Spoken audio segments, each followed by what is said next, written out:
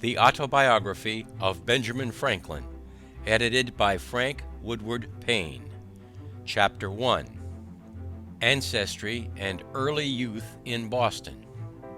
Twyford at the Bishop of St. Asaph's, 1771. Begin footnote. Twyford is a small village not far from Winchester in Hampshire, southern England. There was the county seat of the Bishop of St. Asaph, Dr. Jonathan Shipley, the good bishop as Dr. Franklin used to style him. Their relations were intimate and confidential. In his pulpit and in the House of Lords as well as in society, the bishop always opposed the harsh measures of the crown towards the colonies. End footnote. Dear son, I have ever had pleasure in obtaining any little anecdotes of my ancestors. You may remember the inquiries I made among the remains of my relations when you were with me in England, and the journey I undertook for that purpose. Imagining it may be equally agreeable to you to know the circumstances of my life, many of which you are yet unacquainted with, and expecting the enjoyment of a week's uninterrupted leisure in my present country retirement, I sit down to write them to you, for which I have besides some other inducements. Having emerged from the poverty and obscurity in which I was born and bred to a state of affluence and some degree of reputation in the world, and having gone so far through life with a considerable share of felicity, the conducting means I made use of, which with the blessing of God so well succeeded, my posterity may like to know, as they may find some of them suitable for their own situations, and therefore fit to be imitated. That felicity, when I reflect on it, has induced me sometimes to say, that were it offered to my choice, I would have no objection to a repetition of the same life from its beginning, only asking the advantages authors have in second edition to correct some faults of the first. So I might, besides correcting the faults, change some sinister accidents and events of it for others more favorable. But though this were denied, I should still accept the offer. Since such a reputation is not to be expected, the next thing most like living one's life over again seems to be a recollection of that life, and to make that recollection as durable as possible by putting it down in writing. Hereby, too, I shall indulge the inclination so natural in old men to be talking of themselves and their own past actions, and I shall indulge it without being tiresome to others, who, through respect to age, might conceive themselves obliged to give me a hearing, since this may be read or not as anyone pleases. And lastly, I may as well confess it, since my denial of it will be believed by nobody, perhaps I shall a good deal gratify my own vanity. Begin footnote. In this connection, Woodrow Wilson says, and yet the surprising and delightful thing about this book is, that take it all in all, it has not the low tone of conceit, but is a staunch man's sober and unaffected assessment of himself and the circumstances of his career.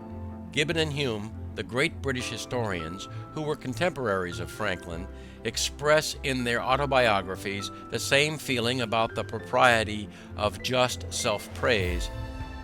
End footnote. Indeed, I scarce ever heard or saw the introductory words, without vanity I may say, etc., with some vain thing immediately following. Most people dislike vanity in others, whatever share they have of it themselves, but I give it fair quarter whenever I meet with it, being persuaded that it is often productive to the good possessor, and to others that are within his sphere of action, and therefore in many cases it would not be altogether absurd if a man were to thank God for his vanity among the other comforts of life. And now I speak of thanking God, I desire with all humility to acknowledge that I owe the mentioned happiness of my past life to his kind providence, which led me to the means I used and gave them success. My belief of this induces me to hope, though I must not presume, that the same goodness will still be exercised toward me in continuing that happiness, or enabling me to bear a fatal reverse, which I may experience as others have done, the complexion of my future fortune being known to him only, in whose power it is to bless to us even our afflictions. The notes one of my uncles, who had the same kind of curiosity in collecting family anecdotes, once put into my hands, furnished me with several particulars relating to our ancestors. From these notes I learned that the family had lived in the same village, Ecton, in Northamptonshire, for 300 years, and how much longer he knew not, perhaps from the time when the name of Franklin, that before was the name of an order of people, begin footnote, a small landowner, end footnote, was assumed by then as a surname, when others took surnames all over the kingdom. On a freehold of about 30 acres, aided by the smith's business, which had continued in the family till his time, the eldest son being always bred to that business, a custom which he and my father followed as to their eldest sons. When I searched the registers at Ecton, I found an account of their births, marriages, and burials from the year 1555 only, and there being no registers kept in that parish at any time preceding. By that register I perceived that I was the youngest son of the youngest son for 5 generations back. My grandfather Thomas, who was born in 1598, lived in Ecton until he grew too old to follow business longer, when he went to live with his son John, a dyer at Branbury in Oxfordshire, and whom my father served as an apprentice. There my grandfather died and lies buried. We saw his gravestone in 1758. His eldest son, Thomas, lived in the house at Ecton, and left it with the land to his only child, a daughter, who, with her husband, one Fisher of Wellingborough, sold it to Mr. Isted, now lord of the manor there. My grandfather had 4 sons that grew up, viz. Thomas, John, Benjamin, and Josiah. I will give you what account I can of them at this distance from my papers, and if these are not lost in my absence, you will among them find many more particulars. Thomas was bred a smith under his father, but being ingenious and encouraged in learning, as all my brothers were, by an Esquire Palmer, then the principal gentleman in that parish, he qualified himself for the business of scrivener, became a considerable man in the county, was a chief mover of all public spirited undertakings for the county or town of Northampton, and his own village, of which many instances are related of him, and which taken notice of and patronized by the then Lord Halifax. He died in 1702, January 6th, Old Style, just 4 years to the day before I was born. Begin footnote. January 17th, New Style. This change in the calendar was made in 1582 by Pope Gregory XIII and adopted in England in 1752.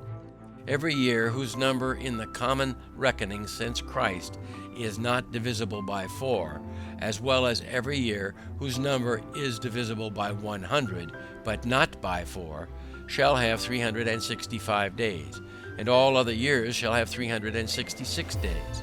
In the 18th century there was a difference of 11 days between the old and new style of reckoning, which the English Parliament cancelled by making the 3rd of September 1752 the 14th. The Julian calendar, or Old Style, is still retained in Russia and Greece, whose dates consequently are now 13 days behind those of other Christian countries. End footnote. The account we received of his life and character from some old people at Ecton, I remember, struck you as something extraordinary, from its similarity to what you knew of mine. Had he died on the same day, you said, one might have supposed a transmigration. John was bred a dyer, I believe of woolens. Benjamin was bred a silk dyer, serving an apprenticeship at London. He was an ingenious man. I remember him well, for when I was a boy he came over to my father in Boston and lived in the house with us some years. He lived to a great age. His grandson, Samuel Franklin, now lives in Boston. He left behind him 2 quarto volumes, manuscripts of his own poetry, consisting of little occasional pieces addressed to his friends and relations, of which the following sent me is a specimen. He had formed a shorthand of his own, which he taught me, but never practiced. I have now forgot it. I was named after this uncle, there being a particular affection between him and my father. He was very pious, a great attendee of sermons of the best preachers, which he took down in his shorthand, and had with him many volumes of them. He was also much of a politician, too much perhaps for his station. There fell lately into my hands in London a collection he made of all the principal pamphlets relating to public affairs from 1641 to 1717. Many of the volumes are wanting as appears by the numbering, but there still remain 8 volumes in folio, and 24 in quarto and in octavo. A dealer in old books met with them, and knowing me by my sometimes buying of him, he brought them to me. It seems my uncle must have left them here when he went to America, which was about 50 years since. There are many of his notes in the margins. The obscure family of ours was early in the Reformation, and continued Protestants through the reign of Queen Mary, when they were sometimes in danger of trouble on account of their zeal against popery. They had got an English Bible, and to conceal and secure it, it was fastened open with tapes under and within the cover of a joint stool. When my great-great-grandfather read it to his family, he turned up the joint stool upon his knees, turning over the leaves, then under the tapes. One of the children stood at the door to give notice if he saw the apparitor coming, who was an officer of the spiritual court. In that case, the stool was turned down again upon its feet, when the Bible remained concealed under it as before. This anecdote I had from my uncle Benjamin. The family continued all of the Church of England till about the end of Charles II's reign, when some of the ministers had been outed for nonconformity, holding conventicles in North Hampshire. Benjamin and Joshua adhered to them, and so continued all their lives. The rest of the family remained with the Episcopal Church. Conventicles were secret gatherings of dissenters from the established church. Joshua, my father, married young and carried his wife and 3 children into England about 1682. The conventicles, having been forbidden by law and frequently disturbed, induced some considerable men of his acquaintance to remove to that country, and he was prevailed with them to accompany them thither, where they expected to enjoy their mode of religion with freedom. By the same wife he had 4 children more born there, and by a second wife 10 more, in all 17, of which I remember 13 sitting at one time at his table, who all grew up to be men and women, and married. I was the youngest son, and the youngest child but 2, and was born in Boston, New England. My mother, the second wife, was Abbeth Folger, daughter of Peter Folger, one of the first settlers of New England, of whom honorable mention is made by Cotton Mather in his church history of that country, entitled Magnalia Christi Americana, as a godly, learned Englishman. If I remember the words rightly, I have heard that he wrote sundry small occasional pieces, but only one of them was printed, which I saw now many years since. It was written in 1675 in the homespun verse of that time and people, and addressed to those then concerned in the government there. It was in favor of liberty of conscience, and in behalf of the Baptists, Quakers, and other sectaries that had been under persecution, ascribing the Indian wars and other distresses that had befallen the country to that persecution, as so many judgments of God to punish so heinous an offense, and exhorting a repeal of those uncharitable laws. The whole appeared to me as written with a good deal of decent plainness and manly freedom. The 6 concluding lines I remember, though I have forgotten the 2 first of the stanza, but the purport of them was, that his censures proceeded from goodwill, and therefore he would be known to be the author. Because to be a libeller, says he, I hate it with my heart. From Sherburne town, where now I dwell, my name I do put here. Without offense, your real friend, it is Peter Folger. Franklin was born on Sunday, January 6th, Old Style, 1706, in a house on Milk Street, opposite the Old South Meeting House, where he was baptized on the day of his birth, during a snowstorm. The house where he was born was burned in 1810. Cotton Mather, 1663 to 1728, clergyman, author, and scholar, pastor of the North Church, Boston. He took an active part in the persecution of witchcraft.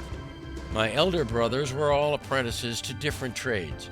I was put to the grammar school at 8 years of age, my father intending to devote me as the tithe of his sons to the service of the church. My early readiness in learning to read, which must have been very early, as I do not remember when I could not read, and the opinion of all his friends that I should certainly make a good scholar, encouraged him in this purpose of his. My uncle Benjamin too approved of it, and proposed to give me all his shorthand volumes of sermons, I suppose a stock to be set up with, if I would learn his character.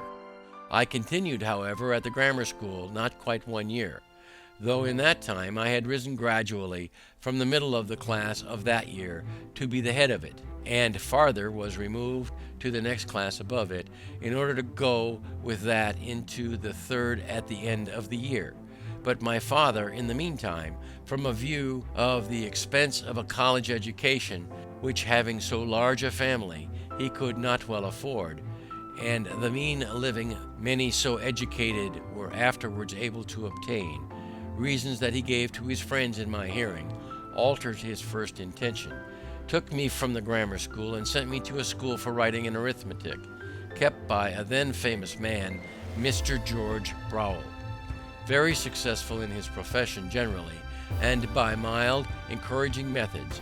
Under him I acquired fair writing pretty soon, but I failed in the arithmetic and made no progress in it.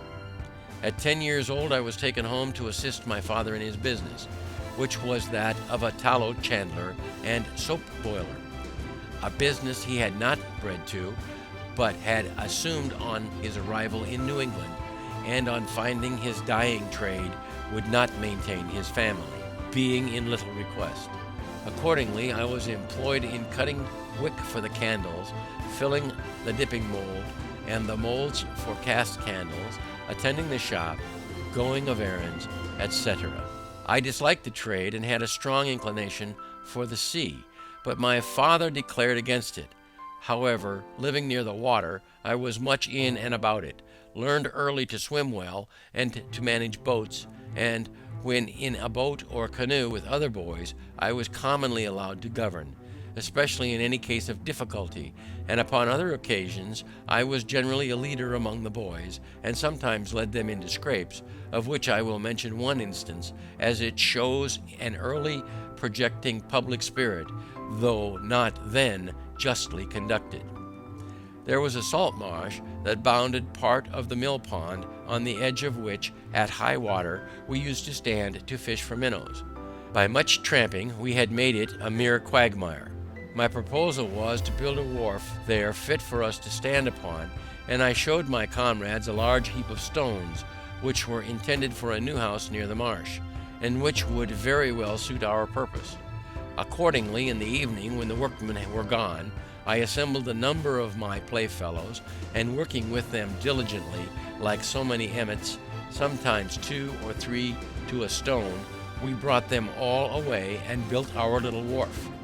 The next morning the workmen were surprised at missing the stones, which were found in our wharf. Inquiry was made after the removers. We were discovered and complained of. Several of us were corrected by our fathers, and though I pleaded the usefulness of the work, mind convinced me that nothing was useful which was not honest. I think you may like to know something of his person and character. He had an excellent constitution of body, was of middle stature, but well set and very strong. He was ingenious, could draw prettily, was skilled a little in music, and had a clear, pleasing voice, so that when he played psalm tunes on his violin and sung withal, as he sometimes did in an evening after the business of the day was over, it was extremely agreeable to hear. He had a mechanical genius too, and on occasion was very handy in the use of other tradesmen's tools, but his great excellence lay in a sound understanding and solid judgment in prudent matters, both in private and public affairs. In the latter, indeed, he was never employed. The numerous family he had to educate and the straitness of his circumstances kept him close to his trade. But I remember well his being frequently visited by leading people who consulted him for his opinion in affairs of the town or of the church he belonged to, and showed a good deal of respect for his judgment and advice. He was also much consulted by private persons about their affairs when any difficulty occurred, and frequently chose an arbiter between contending parties. At his table he liked to have, as often as he could, some sensible friend or neighbor to converse with, and always took care to start some ingenious or useful topic for discourse, which might tend to improve the minds of his children. By this means he turned our attention to what was good, just, and prudent in the conduct of life, and little or no notice was ever taken of what related to the victuals on the table, whether it was well or ill dressed, in or out of season, of good or bad flavor, preferable or inferior to this or that other thing of the kind.